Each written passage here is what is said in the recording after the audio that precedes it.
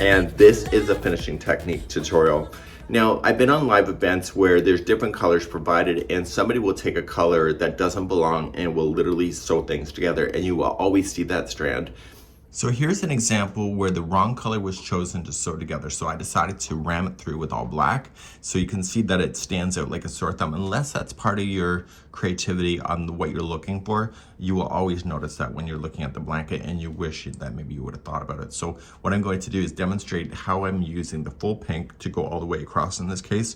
But when it gets to come to striping, that's when the game plan changes again. I think sometimes it's laziness, sometimes just want to get it over and done with, but it's the finishing techniques like borders and sewing that makes a project really great. So what I'm going to do is demonstrate for you cheating techniques that you can learn. Sometimes you just have to suck it up, buttercup, and just put the work into getting the finishing technique to be perfect, because though you're just like, oh, I'm never gonna worry about it, it's the first thing you'll ever see when you look at that project again. So let's go down to my table. And let's take a look.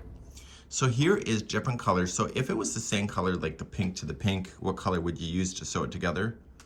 Yeah, give yourself some cookies. That's right, you would use pink. So it gets really kind of dicey once the colors start changing around what colors you normally need to do. The trick with putting things together is that you have to have a common color in order to do it. So if you dare grab a piece of white and you start sewing the pieces together, what is going to be the obvious thing that's going to be noticed? You're going to notice the white's going all the way through. So you have to choose a color that is already being in play. And so what I want to demonstrate for you today is that as long as one side has the same color as here that will be pulled over to attach, it's actually pretty seamless. So you could use pink and actually travel this and continue all the way up through the black into this area because this side is pink. Where it gets kind of dicey is that when it changes out like this, what color would you use in order to put it together? You would use the blue or the pink here if it was the same row height, which it's not, it's off by 1. So you'd use the blue. You would use the black for the black section, and you can take it all the way to where the black ends. And then before I get too carried away and let the horses out of the corral, not that I have horses, is that you see that these loose ends, I did not leave them there because I'm lazy, because I know that I would want to probably sew it together in using the black. I left a long enough strand that I could use that strand just to pull it together. So instead of starting a new strand, you can do that kind of stuff too. So maybe laziness is not really the factor, maybe more practicality. So let's sew a solid to a striped item like this. So cut a long enough strand with the color that you want to use to sew. And what I normally do is that I create a slip knot on the opposite side to where the needle will be. And I do it long enough so that I can hide this tail. And what I'm going to do is just let it hold to the side. And you're going to slam the other side of that same strand through a tapestry needle of your choice. And we'll put these off to the side. So what I want to do is that I want to go across. I kind of like looking at it from a different perspective, but I just go across and I match the pieces and I match to the other side and I pick them up. Okay, be careful about it because you don't want any lumps. And when you pull through, you remember that slip knot we did? Put the strand through the slip knot itself.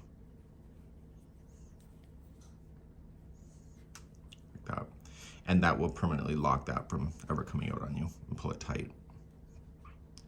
Now what I also like to do is that I take the straggler end just for a little bit, and I'm gonna go and just advance up to a next row. And I come up to the next row here. And when I come over, I want to get this loose end to be stuck underneath that crossover.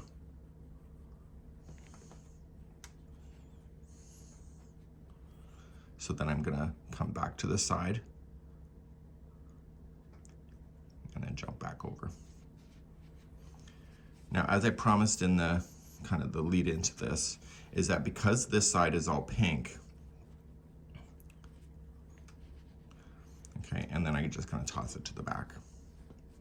because this side is all pink, I'm just going to continue with this strand. So even though the other side is black here, and what you would want to do is just come on over and then just grab onto the black.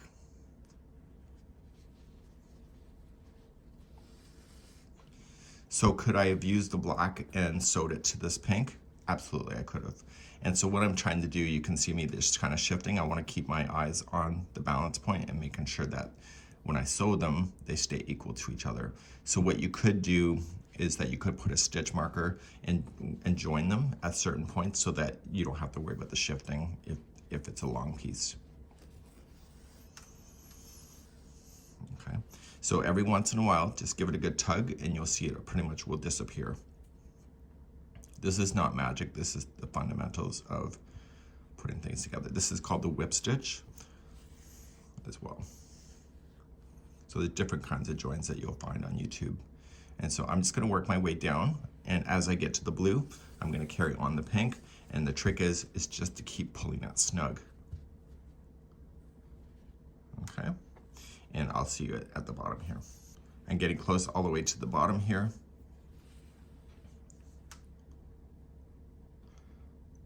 And I'm just coming all the way to the end. And so I will want to tie this into a knot. So I capture it into a knot. And what I do is that I turn it to the back side and I finish it off on the back. So you see it actually looks decent, and on the other side it should look the same as well. I haven't turned it over until this moment. And then I will just come in the back side and I will just weave it in. Don't let that needle come to the front side so you see it, so that color will show. So just make sure that you stay on the same side of the color that you're playing with. And you're gonna pull through. And when you pull it, you wanna make sure that everything stays equal to each other. And you're okay to put another knot in there if you feel safer to do that. Just a little one. And then you can weave in your ends.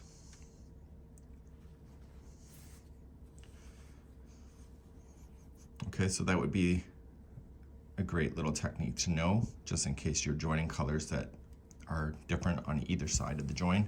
Choose the one that makes the most sense. So this one here, because one side was pink, if you did all pink, therefore it'll look great like this. So this here is an example of what you would want to do if you had striping and you have to make sure that the colors match each other. So you can either choose and do the pink. So I've left down my tail ends so that I can use those to be able to sew those together. So I can just do pink for this short period. I can then do black, which would then take me through this whole span of the pink plus the black to one level of the blue, and then I could use the last color of blue. So you gotta choose what you would like to do. So if you leave long enough tails, you can decide to do that for you. So let's pretend, and let's not really pretend, but let's show you. And I'm just gonna use the pink of the tail end.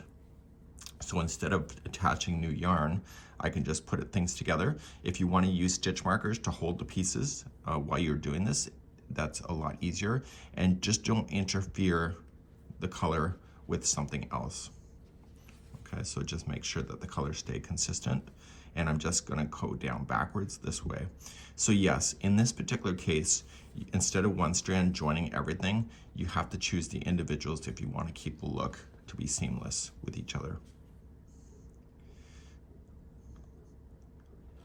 On a wearable, you would want to do something like this. So I've already shown you how to weave in your ends on the back. So now the pink is attached. So now I'm going to choose the black, and I'm going to choose the black that's furthest up here. I left the tail end, and I can weave in my other ends later.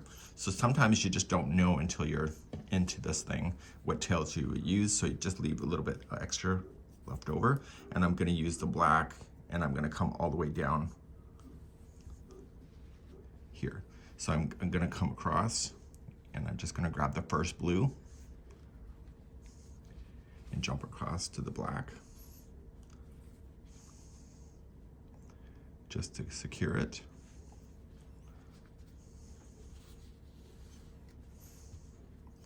And then I'm gonna go all the way down, just like I showed you with the pink already, just going across.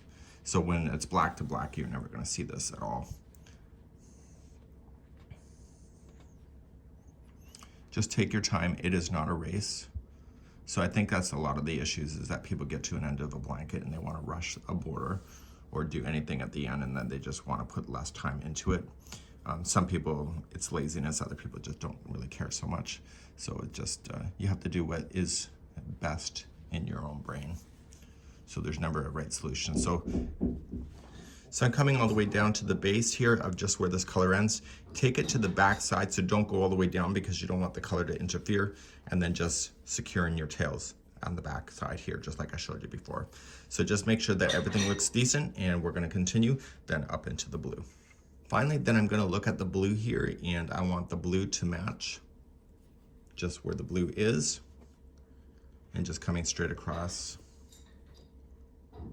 and down. Okay, just like you did before. And then you want to take it to the back side, so just pull things nice and tight as you go, and it'll pull that join nice together, and then you'll secure it on the back side too. So I'm all the way down at the base of where I want the blue to stop, because I've already secured the black section here. And again, turn it over, secure it on the back side, and therefore your joins actually look really decent and come in together really quite nicely.